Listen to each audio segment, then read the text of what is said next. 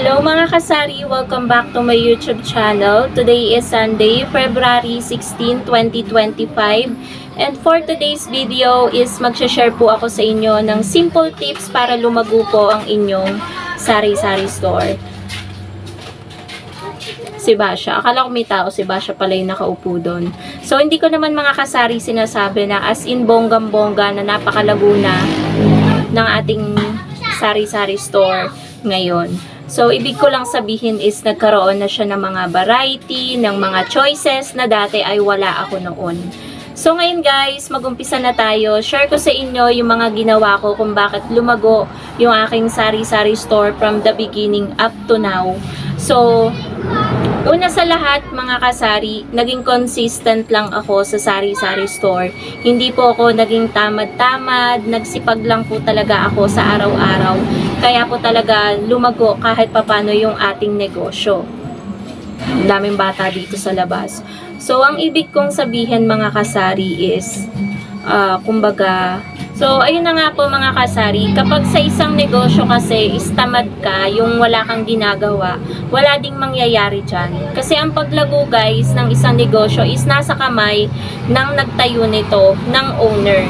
Kasi kung hindi ka masipag, kung hindi ka motivated sa ginagawa mo sa araw-araw, kung hindi mo mahal yung ginawa mong negosyo, is wala din pong mangyayari, hindi din po yan lalago. Kaya ayun, naging focus lang ako mga kasari sa aking negosyo. Talagang pinagtuunan ko siya ng pansin, nag-isip ako ng mga idea kung paano pa ito mapapalago. So ayun, yun guys yung mga ginawa ko talaga. Nag-focus lang talaga ako sa negosyo ko at hindi ako nag-focus sa ibang negosyo ng mga ibang tindera. Siyempre, just focus on your business and yun, mind your own business, kumbaga mga kasari. Second, mga kasari, tingin ko is yung bakit lumago. Siguro dahil medyo hindi ako nagpapautang sa mga taong alam ko naman na ikakabagsak ng tindahan ko. Sa mga taong alam ko naman na ganon sa pera, yung magaling lang, nakakaawa kapag mangungutang, pero kapag bayaran na, isa yung pa magagalit. So, marami akong naging nakagalit dyan, mga kasari, sa utang na yan, sa sari-sari store. So, ayun nga, naging mahigpit ako guys sa pagpapautang sa sari-sari store. Syempre, 'di ba mga kasari, bago ka pa lang, nag-i-start ka pa lang, tapos kung magpapautang ka ng magpapautang, is walang mangyayari, 'di ba? So ako guys, bago ako nagpautang taon yata, kasi alam niyo naman nag-start talaga ako mga kasari sa So ayun guys, alam niyo naman na nag-start lang talaga ako mga kasari sa kakarampot na puhunan. Kaya kung ano lang yung benta ko sa araw-araw, yun lang talaga yung ni-rolling ko para mapalago ko yung aking sari-sari store. Doon lang talaga guys, sa 4,200 na puhunan, doon lang talaga ako nag-start.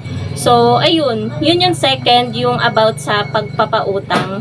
Third, siguro, is yung from the start, naging consistent ako sa pagpa-pricing ko na hindi mahal yung mura. Kasi guys, kapag mura yung mga paninda mo, doon nag-i-start na madami kang magiging customer kapag mura yung paninda mo.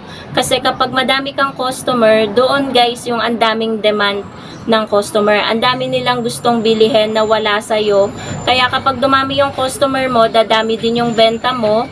Tapos kapag madami na yung benta mo, mabibili mo na yung mga request na wala sa'yo ng mga customer. Mabibili mo na ng unti-unti sa sari-sari store mo. So yun guys yung maganda na may nag-message. Nawawala ako kasi nadidistract ako guys sa mga bata. Sobrang ingay ng mga bata. Alam niyo yung nasaway nyo na huwag maingay. Tapos parang wala akong sinabi. Maya-maya, segundo lang, maghihiyawan na ulit. Kaya nade-distract ako mga kasari. So ayun nga, about sa pagpa-pricing, naging consistent lang talaga ako. Up to now, na medyo mura talaga tayong mag-pricing, na kahit nasa looban yung sari-sari store natin is ang daming nakakaalam na mura tayong magbenta. So kanina nga guys, may bumili ng sigarilyo Camel, sabi niya, nakamotor pa yun, ginagawang drive-thru, hindi bumababa sa motor.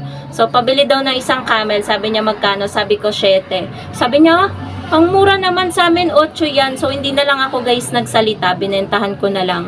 Yung 20 niya, sinuklian ko siya ng 13 pesos. Sabi niya, dito na nga ako bibili sa susunod. Sabi niya ganun. So, diba, nadagdagan tayo ng customer dahil nga sa pagpa-pricing natin. Yun guys, yung nagiging, ano talaga, para dumami yung customer natin is yung pagpa-pricing. Kaya, nalago din yung negosyo natin.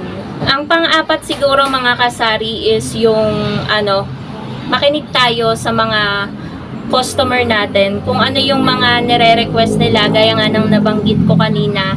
Sa paglago ng ating negosyo mga kasari, ang laki ng ambag ng mga customer natin. Syempre naman kung wala tayong customer, di natin marorolling yung mga paninda natin, hindi tayo kikita. Kaya ang laking ambag ng mga customer natin sa paglago ng ating sari-sari store. Kaya kung ano yung mga request nila, mga suggestion nila, kailangan po natin yan sundin. Kasi yan po yung parang pinakadaan para lumago po yung ating sari-sari store. Panglima mga kasari, siguro maging consistent naman tayo sa sari-sari store natin mismo. Yung pagbubukas natin at pagsasara. And then yung pagsasara, syempre siguro sa gabi or kapag may mahalaga talagang, yung as in sobrang halagang occasion, tsaka ka lang magsasara. Kasi kapag nasanay yung customer mga kasari na talagang sara ka palagi, sa loob ng isang araw, sa umaga, magsasara ka, sa tanghali magsasara ka, sa hapon magsasara ka ulit. Kapag bet mong magsasara ka kahit anong oras mo gusto. So wag mong sanayin yung customer na ganun ka sa sari-sari store mo. Kasi kapag consistent ka guys sa pagbubukas at sara, matatandaan niya ng customer, ay yung ganitong tindahan, bukas to ng ganitong oras. Sa paraan na yon, pupuntahan ka ng mga customer, hindi ka nila iiwasan kasi alam nilang bukas ka. So kapag alam nilang bukas ka, every day, every time, is dadami yung customer mo, diba? At kapag madaming customer, madaming benta, lalago yung sari-sari store mo kasi madami kang benta, madami kang pambili ng mga produkto. So, yun lang naman mga kasari yung masashare ko sa inyo na simple tips para lumago po talaga yung inyong sari-sari store. Syempre, nandyan na yung kailangan natin ng kasipagan. Syempre, tiyaga.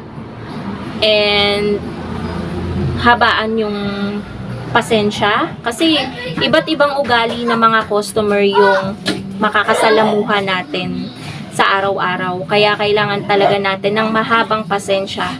So, yun lamang mga kasari. Thank you so much for watching and happy selling po sa inyong lahat. Bye guys!